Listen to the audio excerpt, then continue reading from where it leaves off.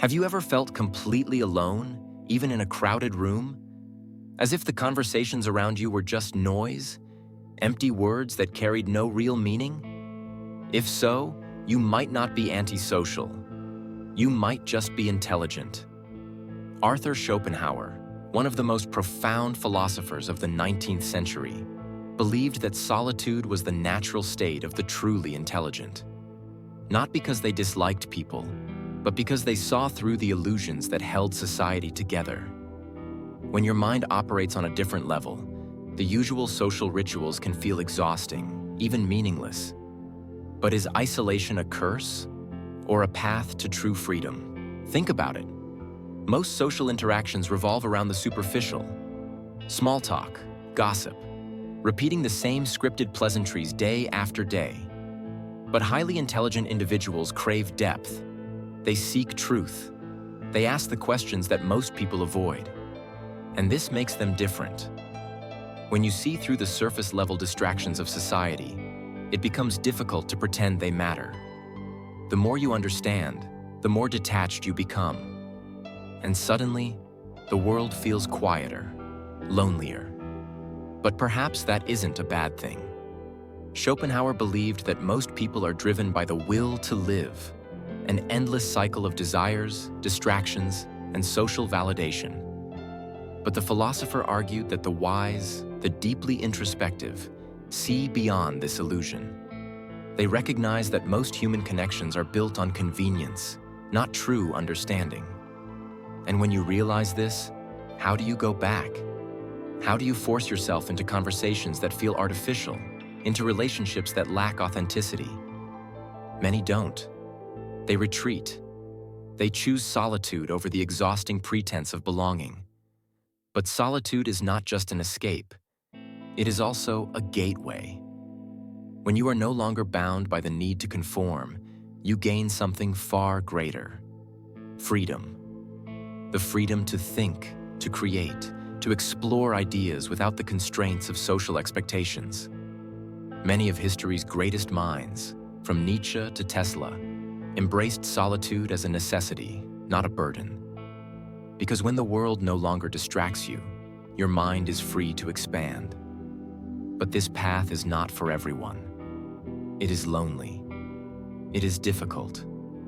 And it requires the courage to stand apart. So the question is, if intelligence naturally leads to solitude, is this isolation a prison? Or is it the key to true liberation? Have you ever found yourself exhausted after a social interaction, not because of physical tiredness, but because of the weight of what you perceive? Conversations that should be light and effortless instead feel like a maze of contradictions, hidden motives, and unspoken truths. You hear what people say, but more than that, you hear what they don't say. And sometimes, that's unbearable. Intelligent minds don't just process information. They absorb it, analyze it, break it down. They notice inconsistencies in behavior, subtle shifts in tone, micro-expressions that reveal emotions unspoken. And with this level of awareness comes a burden. Most people engage in social interactions for connection, for fun, for a sense of belonging. But for deep thinkers, every exchange can feel like an equation to solve, a puzzle where the pieces don't quite fit. They see the gaps between words and meaning, between appearances and truth. And once you see these things, you cannot unsee them.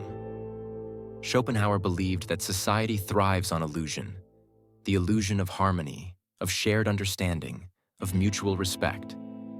But intelligent individuals often struggle to participate in this illusion because they see its fragility.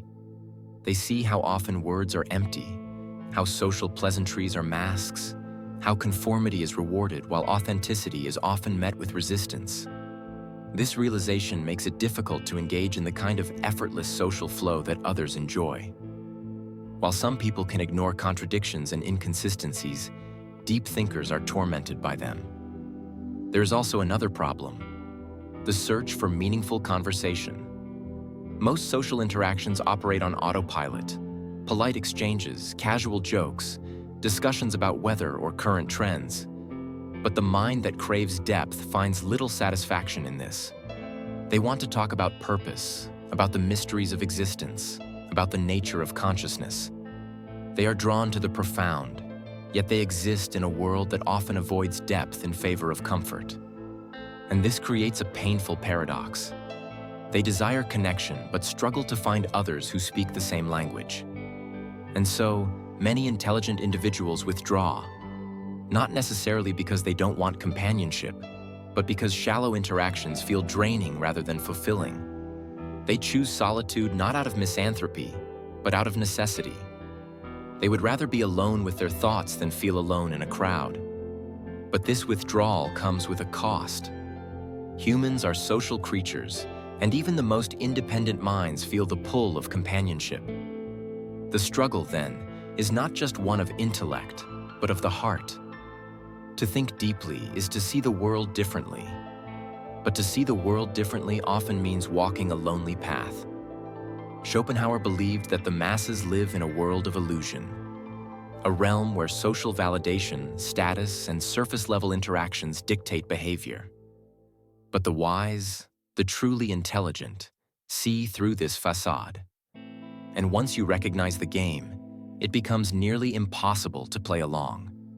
To Schopenhauer, solitude wasn't a curse, it was a privilege. He argued that those who could enjoy their own company, who could find fulfillment in thought rather than social approval, were the ones who had truly transcended the illusions of the world. Most people seek companionship not because they value it, but because they fear being alone. And that, he believed, was the greatest weakness of all. Imagine walking through a crowded marketplace. The noise, the movement, the endless chatter. It's overwhelming. Everyone is engaged in conversation, in trade, in performance. But what if you had no interest in what they were selling? What if you saw through the pretense of their interactions and realized that much of it was just a show? Would you still linger in the crowd, or would you quietly slip away? For Schopenhauer, the answer was clear. The wise leave the marketplace of social validation and retreat into solitude, where thought is pure, where authenticity is preserved. But this withdrawal often comes at a cost. The world does not look kindly upon those who choose to walk alone. Society interprets solitude as failure, as a sign that someone is antisocial, arrogant, or incapable of connection. Yet Schopenhauer argued that it is precisely the opposite. He believed that solitude was the highest form of self-sufficiency, a state where one no longer depends on external distractions to find meaning. The truly wise do not seek approval, they seek truth. And truth, more often than not, is found in silence rather than in noise. The philosopher also spoke of intellectual misanthropy, a form of detachment not rooted in hatred, but in understanding. It is the realization that much of what people chase, status, popularity, material success, is meaningless in the grand scheme of things. And once you internalize this truth, it becomes difficult to engage in social rituals with the same enthusiasm as before. The wise, therefore, are not lonely because they are incapable of connection, but because they refuse to settle for the superficial. They would rather be alone in search of truth than surrounded by people lost in illusion. Imagine for a moment. You've spent years searching for truth, digging deep into the layers of your own consciousness and questioning every belief society has ever handed you. As a result, you've found yourself standing on the outside, looking in. While the world spins around you, you remain a detached observer. This is the paradox of intelligence. To truly seek understanding, you often have to give up the comforts of social acceptance. Schopenhauer was no stranger to this idea. For him, the pursuit of knowledge came at a personal cost. The deeper you go into your understanding of the world, the more you realize just how far removed you are from those who settle for superficial, unexamined lives. You see contradictions, hypocrisies, and the fragility of human constructs. And instead of feeling empowered by this knowledge, it can often feel like a burden. The more you know, the more you see the flaws in everything around you. It's like being handed a key to a vast and intricate puzzle, only to realize that you've been left to solve it alone. Living outside the social norms isn't just about avoiding superficiality. It's a deep psychological shift that affects everything from mental health to personal growth. On one hand, this isolation can lead to incredible creativity. Without the constant distractions of social life, the mind has the space to wander, to explore new ideas, and to create without limits. Think of the greatest thinkers, artists, and innovators throughout history. Many of them lived on the fringe of society, not because they were incapable of connecting with others, but because they had visions that demanded solitude. Their isolation wasn't a prison, but a fertile ground for their most profound work. However, this same solitude can also feel like a mental prison. The longer one remains apart from the crowd, the more challenging it becomes to navigate the emotional weight of isolation. As you pull away from the noise of the world, you might find that the emptiness you once felt begins to feel overwhelming. There's no denying that humans are wired for connection. The pain of feeling misunderstood or overlooked can lead to a sense of alienation that no amount of intellectual pursuit can soothe. The key here is balance. The paradox lies in the tension between the immense freedom that comes with detaching from societal expectations and the profound loneliness that often accompanies it. Many deep thinkers, Schopenhauer included, found solace in solitude, but they also recognized the delicate nature of this solitude. Too much of it, and you risk losing touch with the world entirely. Too little, and you become a slave to the very norms you sought to escape. This psychological tightrope is what makes living outside the social norms both exhilarating and exhausting. It's the price you pay for intellectual independence, the freedom to think without constraints, but also the burden of never fully fitting in. What would happen if, for just one moment, you stopped caring what others think of you? Imagine living a life where your thoughts, your ideas, and your actions were not governed by the approval of anyone else. In this reality, your value isn't measured by social validation, but by your own standards, your own understanding of the world. This is the essence of true independence of thought, a concept that Schopenhauer not only valued but also revered. Schopenhauer believed that one of the greatest obstacles to genuine intellectual freedom is the need for external approval. Society teaches us from an early age that our worth is tied to how others perceive us. We learn to shape our lives based on expectations, whether from our families, peers, or the world at large.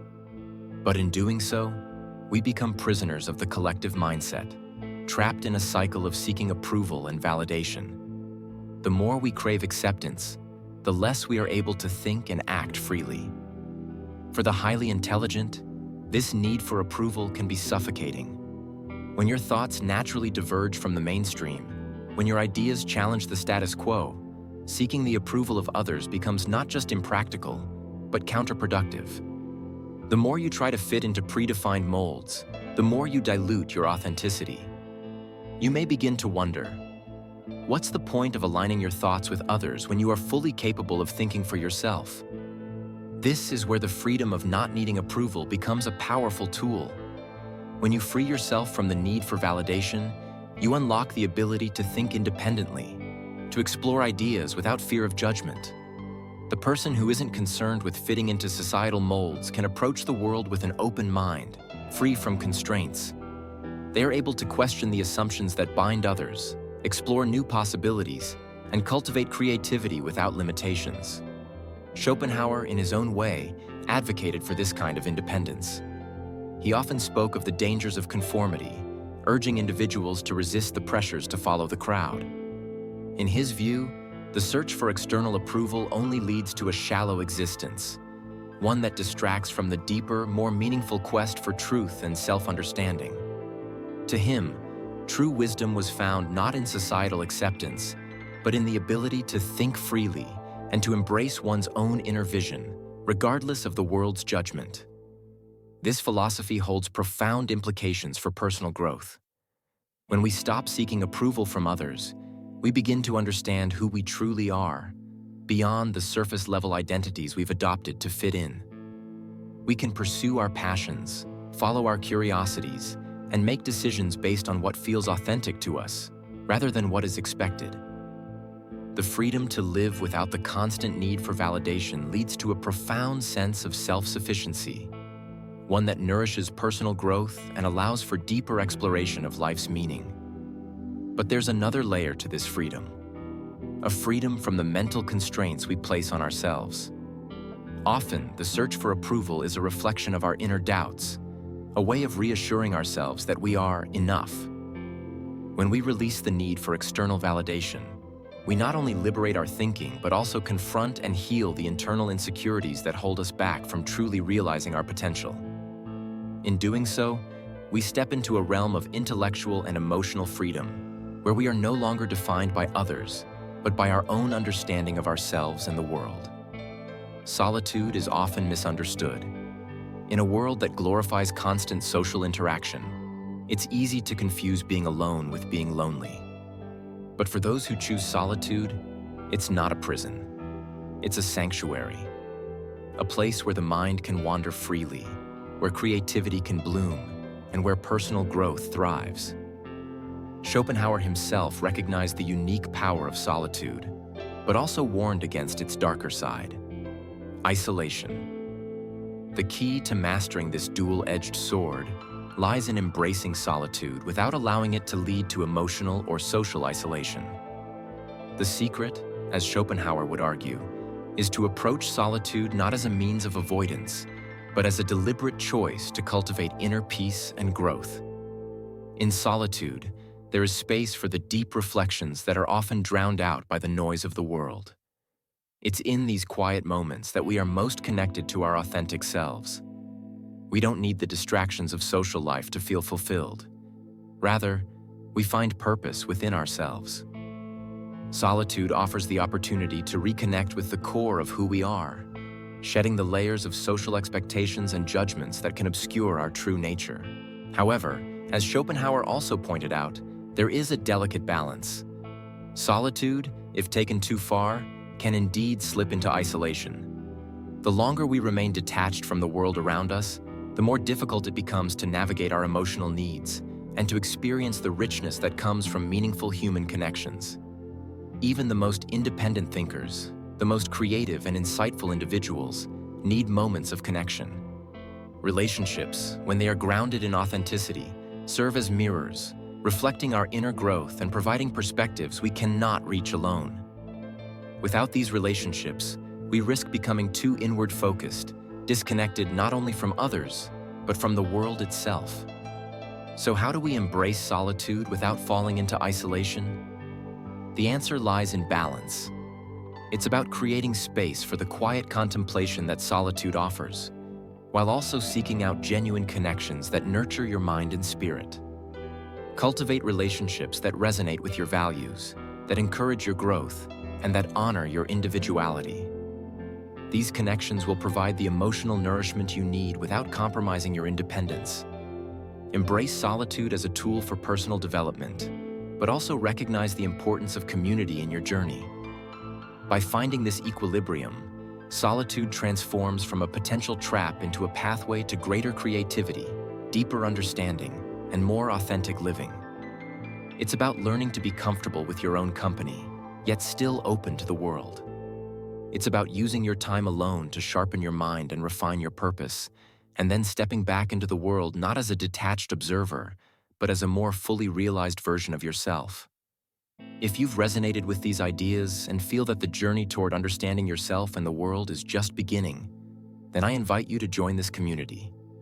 Don't miss out on future insights that could change the way you see life. Subscribe now, give this video a thumbs up, and hit the notification bell so you never miss a new upload. I post videos like this every day, exploring deep topics of psychology, philosophy, and personal growth. Let's continue this journey of self-discovery and intellectual freedom together. Thank you for watching, and remember, your mind has no limits when you're not afraid to think for yourself.